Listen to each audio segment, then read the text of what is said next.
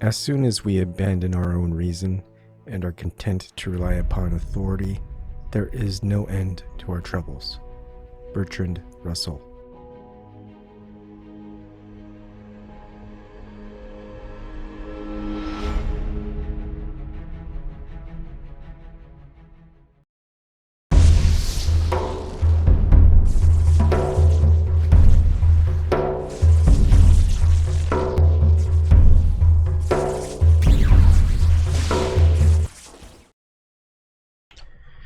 Good afternoon. This one will be a pretty short one. It's the on topic for the minionization of authority.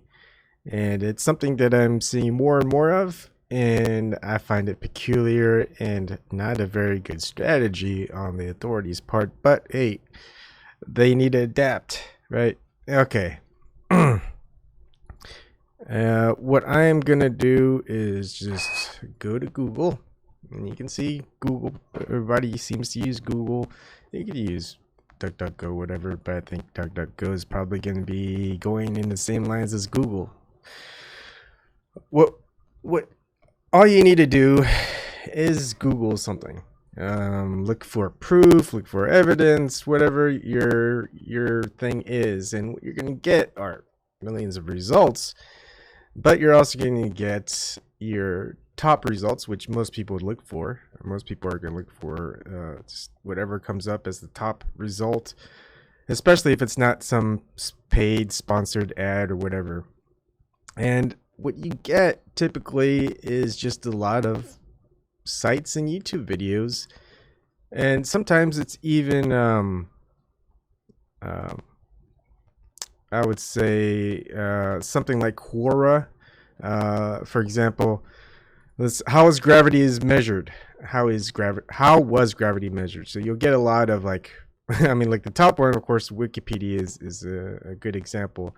You're gonna get Cosmos Magazine, Nature.com, How It Works Daily, Dummies.com, then Quora.com, Britannica.com, NewScientist.com, etc. Finally, there is NASA.gov, and what it does is it gets the accountability of information outside of the authorities and into the realm of the authorities' minions, the people who support the authority that are in power, the establishment, whatever you want to call them. And you're going to look for credentials, especially in Quora. Let's say we click on Quora, right? And how is gravity measured? And you're going to get answers from just random people. They're not necessarily, you can't prove who these people are. They could just be an ordinary Joe. They could say that they've got credentials and whatever. Let's look at who Bill Hill is. Yeah, you got nobody. It's some random person. You don't know who he is. You don't know his accreditations, and you're just gonna look up for the information. You're gonna say, okay, well, why do I? It's like people type up their questions. What's funny, they type up their questions in Quora when they could just typed out in Google and they would have gotten the same answer, except they had to actually log into Quora, type it out, submit, and wait for answers to show up. If you use Google, you would just get the answers right away, as far as if you picked whichever one you thought was going to give you the right answer. Most people will probably go into Wikipedia and see it from there. Then they're going to be like, let's look at what a .gov site says, and you'll see, okay, here's with NASA, and maybe you'll even type in .edu because you want to see, hey, what does the university say about gravity? And you're going to look at Stanford and go, okay, let's look at Stanford's answer of how is gravity measured. And of course, it doesn't look all too good, does it? But at least you know who it was.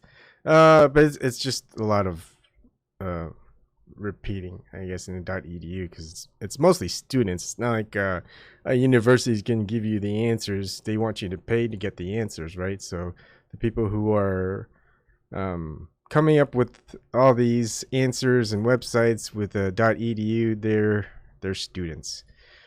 And what's funny is when you think back, because I'll have to do a separate episode or show on Invictus.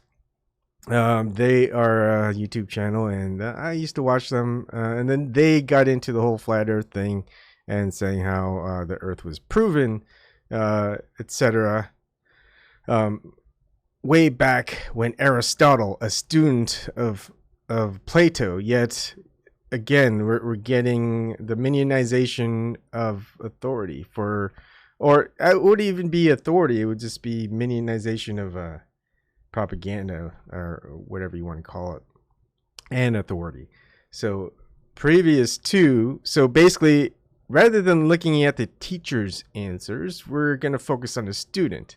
So they'll always say a famous student or top student of Plato, which is Aristotle, and Aristotle says blah blah blah, but no one focuses on the teacher. It's like, hey, the teacher knew all this, and the student says, yeah, I got it, Plato, but I think it's this.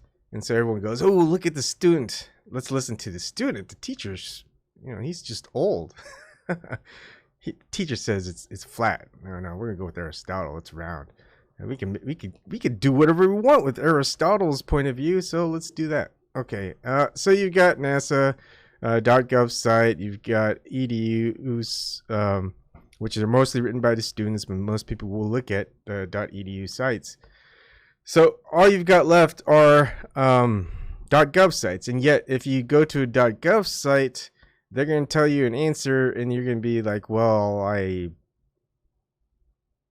don't believe in government, or you do believe in government. So if you believe in government, you're going to be like, okay, this doesn't make sense. Why would the government say that this is true when no one else is saying it?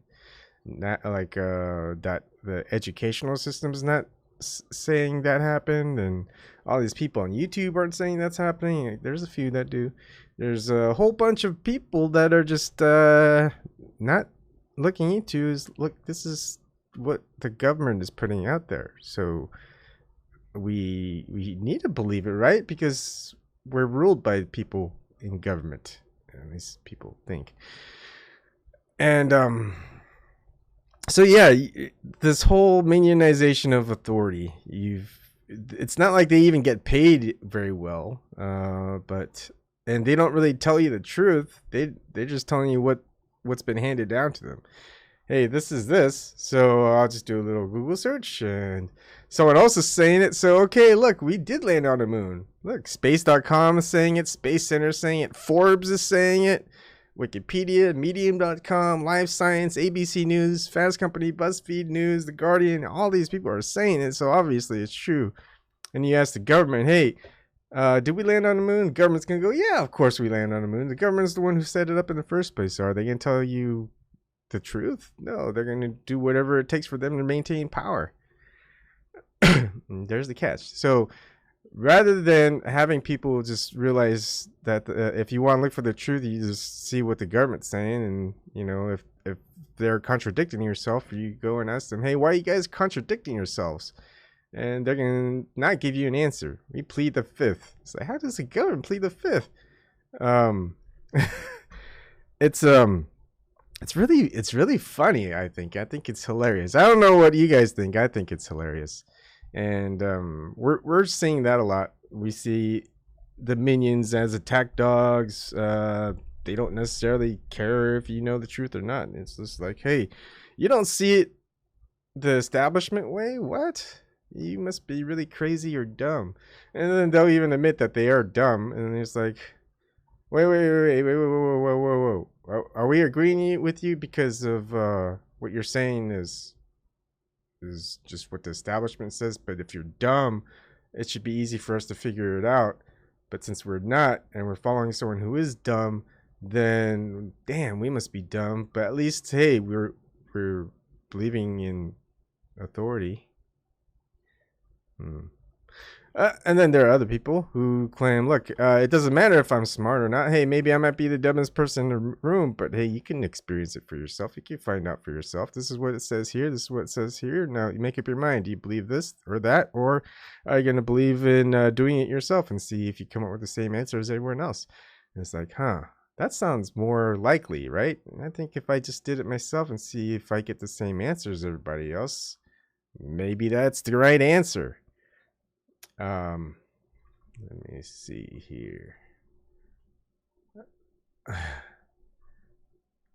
Joke is my name. All right. So it's we just get a lot. You could just find out a lot of proof that doesn't necessarily come from the authority, of government, authority of whatever it's coming from. You can't even ask them questions. You've got this whole hierarchy. You got to go up. It's like that pyramid, right? That they like to tout. It's like, hey, if you really want to talk to us, you got to climb up that pyramid. Oh, before you can even climb up that pyramid, we need to initiate you. Oh, by the way, if you get initiated, you can't talk about it or we'll kill you.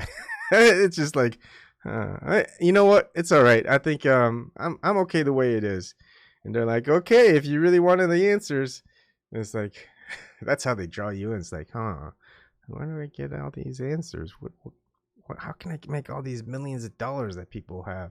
And then, of course, all that stuff always turns out badly anyways for the people who just take that deal. People call it a Faustian deal, whatever, deal with the devil. It's more like you're just either, if you're going to do something for free, you're going to be just a useful idiot. It's like, hey, yeah, we tricked you into doing something. We didn't even have to pay you. Man, that was the easiest mark ever. And well, sometimes people are like a little bit smarter and they sell out for a lot of money. They get what they want, I guess. And then they go, all right, hey, we paid you and you did what you were doing. You did good, but you know what? Now we need a scapegoat. So we're not really sorry, but here they throw you under the bus.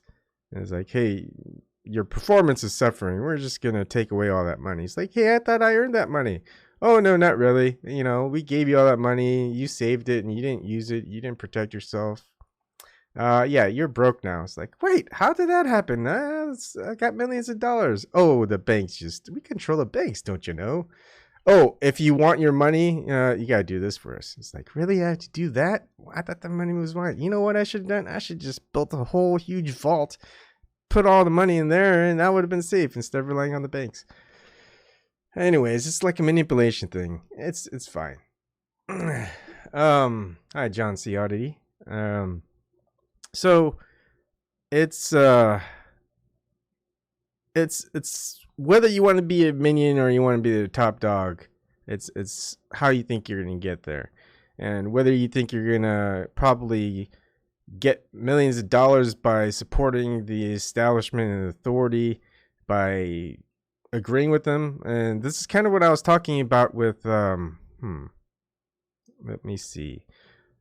Like when I first got into YouTube and live streaming and a whole bunch of other things like that, and I was thinking, okay, we've got a couple of alternative media that are talking about going against the grain and talking against the political system. And the thing is, at that time, there's also some alternative media that was pretty much supporting the system as it was.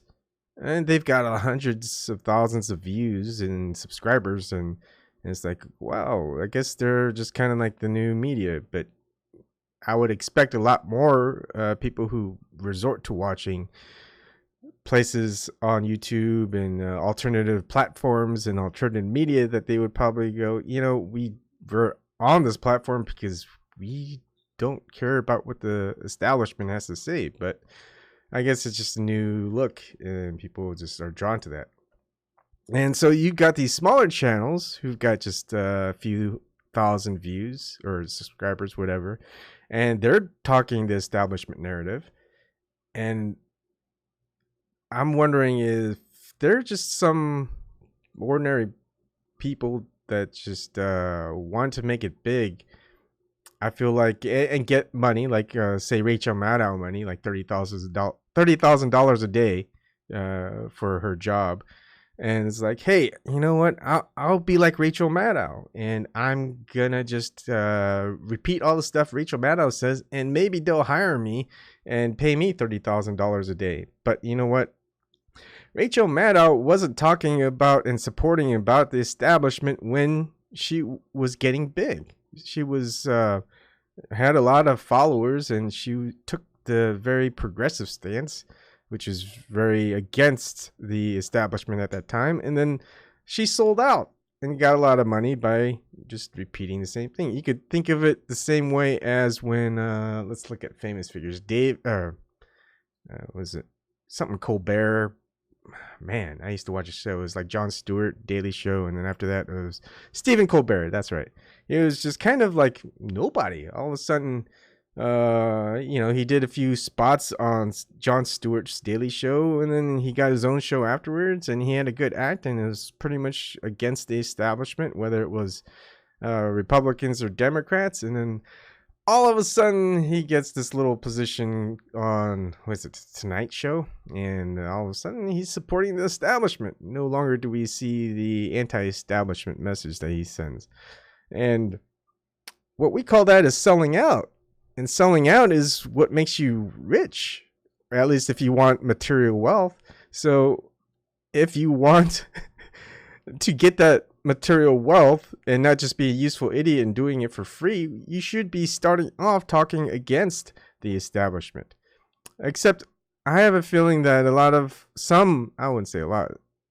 the minions do get a good amount of money from the establishment by touting the establishment, and most of them it's just a little bit of, bread here and there, etc. But they're not going to get Rachel Maddow status by being a useless idiot. No, it's if you really want to be the Rachel Maddow of news, what you want to do is go against the grain, be a thorn in their ass. Finally, they'll go, all right, we're tired of so many people supporting you and leading a bunch of people, and we could use that type of support, so they'll hire you, and therefore you're no longer a thorn. You're just bought and paid for, and you get what you want. You're not a useful idiot. So also, I don't know how much a lot of these establishment touters, authority mouthpieces, minionization of authority, the minions, whatever you want to call it, of how much they get, but it's not going to be a lot. And wouldn't it be funner to just go out there and talk truth, and then finally, get that little notification saying, hey, we really like what we're doing. Would you want to come over to our station? We've got a job for you. It's like, well, this is kind of my job, but not really a job. But, way back in Rachel Maddow's day, in the 80s, I think it was, 90s, you couldn't really get paid for doing a lot of the stuff that a lot of people get paid for now. Right now, people used to get money on YouTube. People then switched over to Patreon. Now people are trying to get money for just doing what they're doing, have their own show, whatever they want to talk about, whatever they want to do, and people would pay them money for them to keep doing it. So there's avenues of revenue. But that wasn't there back in the 80s, 90s, maybe even early 2000s. And so it's a lot harder, I would say, a lot more difficult for the sellout to establishment to happen. I mean, you'd have to be making, for example, let's say Logan Paul, right? I mean, he made, I'd say he makes a good amount of money out of YouTube revenue, millions. I don't know.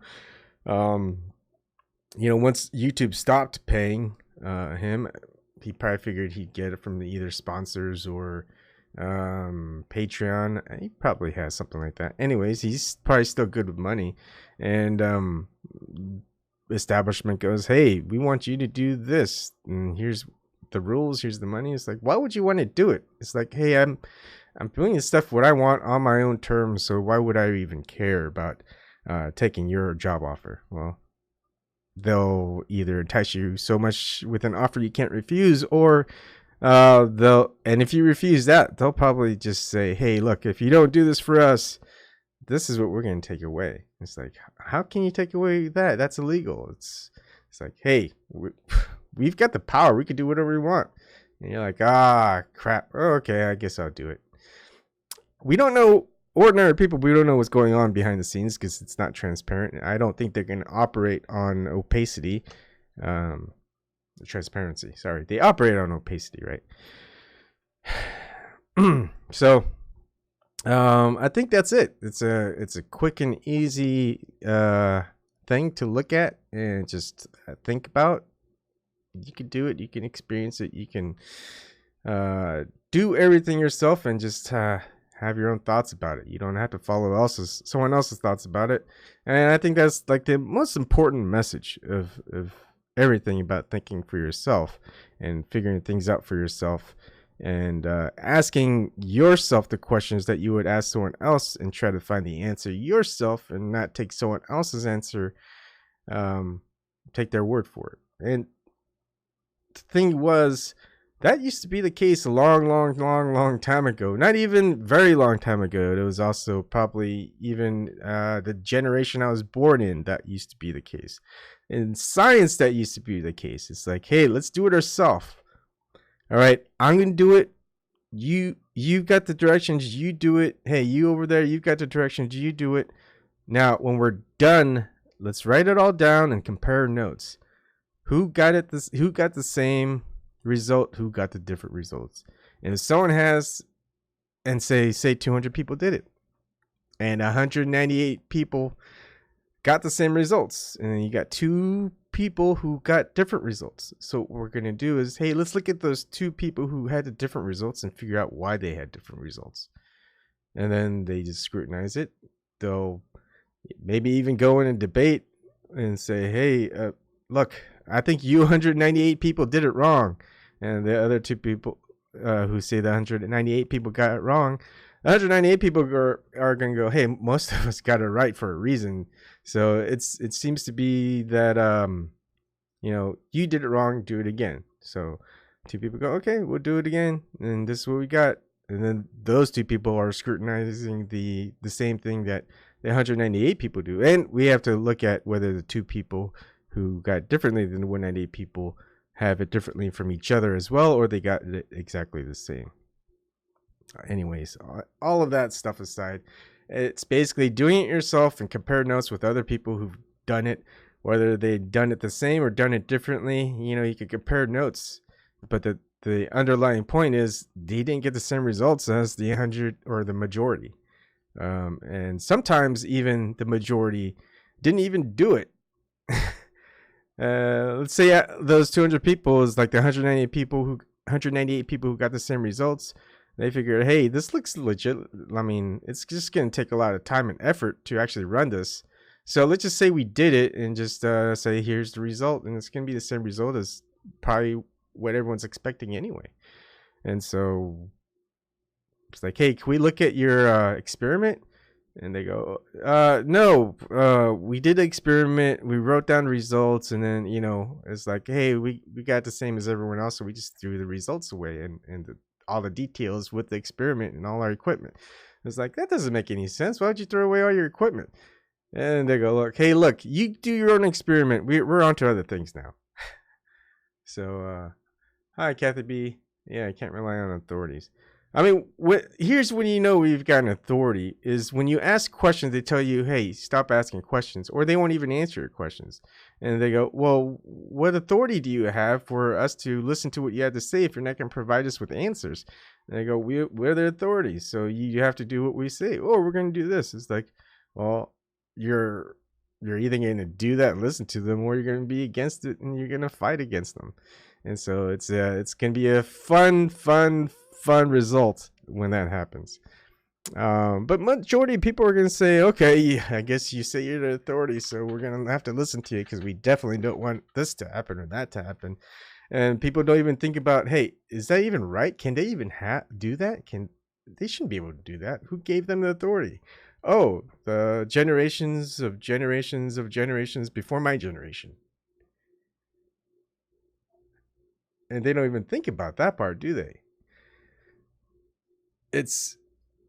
So whatever government, whatever institution, whatever organization, whatever rules, what have you, whatever the way society is, the way that the religions are, it's all based on things that happened way before you were born, or way before you even knew what your stance on that would be, before you even contemplated on giving an answer to that situation. It's like, if everyone, let's just say we had this revolution. So, all right, we got our freedom back. We can create a new government. And then you've got people going, we don't want new government. We just want to live freely without any government interference. And you got other people saying, hey, a lot of us just died to end this government, and we want to create a new one. And now you don't want to join us on creating a new one? Well, we're going to fight you too. And then it's like, hey, the other side is like, hey, we fought too. And we just want to be left alone. It's like, no, you can't be left alone. We're going to have to make sure that you follow our new rules. It's like, who gave you that authority? Us. We're going to fight you for it. And then there's another war, and finally one side wins. Let's say the anarchists win. They go, all right, now we're going to have a government where we can't govern. We're not allowed to govern each other. We all have individual rights. So you don't have to approve of this government, but that's just the way we're going to say it is. They go, hey, isn't that just what we just fought originally for against the United States? Isn't that, no. But, the United States, the government, it just kind of got a little bit bogged down and stuff like that. So, we're going to have the new United States where, yeah, we're going to follow the Constitution again, Bill of Rights, all this other stuff. And, we'll be good to go. It's like, doesn't make sense. In the end, it does. It makes total sense. Basically, what we say, United States, what was founded on with freedom was to keep that freedom. Yet now we've got to a point where we actually got people into positions of governance where their powers should have been limited. Well, we gave them all their power, and now within that system where you have checks and balances, they've created government agencies within government where they're not accountable to the people because they weren't voted in by the people. So, for example, NSA, CIA, FBI, etc. These agencies that have people who are appointed by people who were voted into power is not a representational republic democracy. Yeah, it's still authoritarian, Kathy. Yeah. All right. So, think about it that way. It's like, it's very interesting how this happened to me before in a science class. This is, I think it was 10th grade. I think it was biology, and what happened was we were all working in groups, so we had a group of 6. The group of 6 people, each group had to vote for the leader of the group to make the final decisions. So I don't know how I got the lead position, but we voted, and I was voted as leader.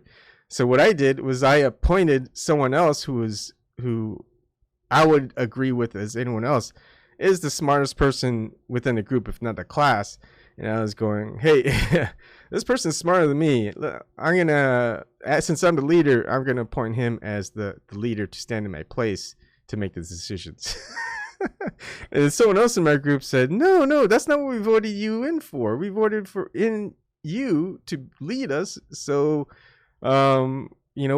we want you to lead. And I'm going, well, I am leading. I am just telling you guys to listen to this person because this person knows things better than I do. So there you go. And she was in a debate class, and I wasn't. It was just, look, if I get to make decisions, this is the decision I make. What I think that might have been the loophole is that shouldn't have been allowed within a representative democracy, republic, whatever you want to call it. Is you shouldn't, whoever's elected in the power shouldn't be able to appoint to put other people in the positions of power without a voting system by the people, and a lot of that is voted on by the people within the government itself. So yeah, that's not a good way to do it. But I don't think they figured that in. But now it's too late. We'd have to abolish all that stuff. Yeah. So that is it. I mean, I could talk about this stuff all day. It's just very, very interesting turn of events, and basically the only way you're gonna have to get around it is finding the loophole, because I think they still at least want to appear as though they're following the rules. But as long as that appearance is set, most people are going to be okay with that. I mean, it's just the appearance of doing things right. And that's the illusion. That's the way to get people to believe in something that didn't really happen. It's distractions and just appearances. I mean, heck, you go into a job interview. Like if I went to a job interview like this with a shirt, t-shirt, and shorts, and I know my stuff, and they ask me any questions, I'll probably tell them the right answer, multiple variations of it, and I know I'm good enough for the position. Yeah, someone else goes in and they've got a nice suit, and then they give very wordy answers, because I'm a simpleton. I just give simple answers. So if someone wants a answer, I just figure out the simplest way to explain it to them and do that. But then they'll give really long and very, very wordy, vocabulary and complicated answers. And who do you think is going to get picked for the job? The person with the t-shirt and shorts that just gave simple, direct answers, or the person who is dressed very well that could talk your ears off with words that you probably wouldn't even understand, that I probably wouldn't even understand? It's like, I don't know why you had to use that word. I mean, couldn't you just use this word? Or, I mean, I know you like acronyms, but typically you just want to say the full thing, and then you say the acronym, and then you just talk about it. You don't have to keep repeating it and saying all these technical terms for things. And yeah, so appearances, they matter in this system that we're in. Same thing with a date, right? I mean, whatever they say is they say, your first interaction is the most important. So you want to make the best first impression. So they're all about first impressions. They're all about making sure that you look and present yourself well at the start. Because after that, it's like, you know what? Not interested. So basically, the ones who are like moi and yua and I guess schwa, I have no idea what I'm talking about with that part. But if you don't make that first good impression, you just keep doing what you're doing, and people will notice. I think last night's story with Damon Shihi Giuseppe, he didn't make a good impression for people who saw him, but he kept showing up and made it hard for people to just deny what that person has as far as either talent or heart or relentlessness, whatever it is. It's impressive, and that will end up showing in the long run. You can't fake results and get away with it in the long run, because someone's going to look at your results and say, this isn't correct. And the people who have mistakenly picked that person to get those results saying, oh yeah, that's not good. You could look at this. There was this. You'll see a lot of stories like this. There was a story that I read a couple years ago of some person starting a company. It was some medical company. It's not. Maybe it's like medical devices, saying this is what we've done in this experiment, and everyone was excited. She had a small company. She made it go public. Bunch of people bought into that stock because there's all these promises and there's these studies that this research that they're doing, and it's just people were just excited. It's like, man, this is monumental. I mean, all these studies are there showing that this is actually happening. She faked all of that. It was a big lie, and she was like the most well-known woman in that industry. I think she got awards. And then finally, someone goes, "This doesn't look right. Can we look at this in more detail?" And I think she kept moonlighting or whatever that term is. And yeah, I think she's in prison now. But yeah, the great impression, huh? Got everyone excited. It was all a lie. It was an illusion, and people figured it out. And then there are repercussions.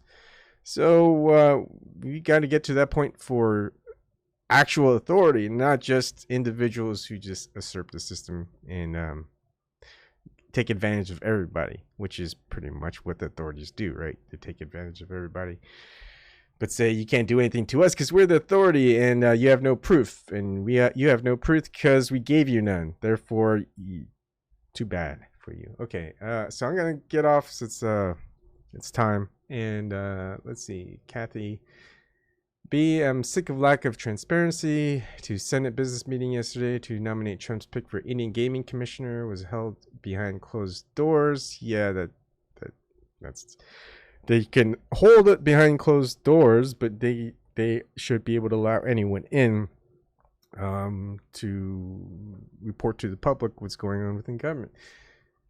C-SPAN has less than 5 minutes of audio, and YouTube has less than 2 minutes of Hoven's opening statement. This is typical of Indian affairs of government. I'm also angry with Winnipeg RCMP Canada. I didn't even know about all of that. Kathy, you looking at stuff that I don't. I really do hope that you start your own videos reporting these things. Or just, I think it would be the easiest thing. I mean, I know you do a lot of writing. You could just go over your website and your writing and report that, because a lot of that time and research is done in that writing in the first place. All right, that's it. Don't be a minion. Don't be a useless idiot. Hey, if you're going to go for it, sell out. But you probably wouldn't even want to sell out because... people who sell out don't seem to get things, don't have a happy ending. It's not like there are endings. Because I always think about it, now that I've been listening to a lot of Alan Watts and just paying attention to things that are going on now, not just out there, just within where I am, we are, etc. Is... if there is such a thing as time, you have to look at us as all dying. All of us, because time exists, we are all dying. Because when we're living, we're dying, because that's where we're headed as far as time. But if you don't look at time in that same way, and just as a construct, a concept, whatever, we're all living. We're not dying, we're living. And therefore, stop dying and start living. All right. Good night, everybody. Good afternoon. It's going to be nighttime soon, so good night, too. I might do a stream later on tonight. I don't know what of. I don't seem to plan that much ahead, except for strategic, tactical games. But other than that, I just kind of go with the flow. All right. Later, everybody.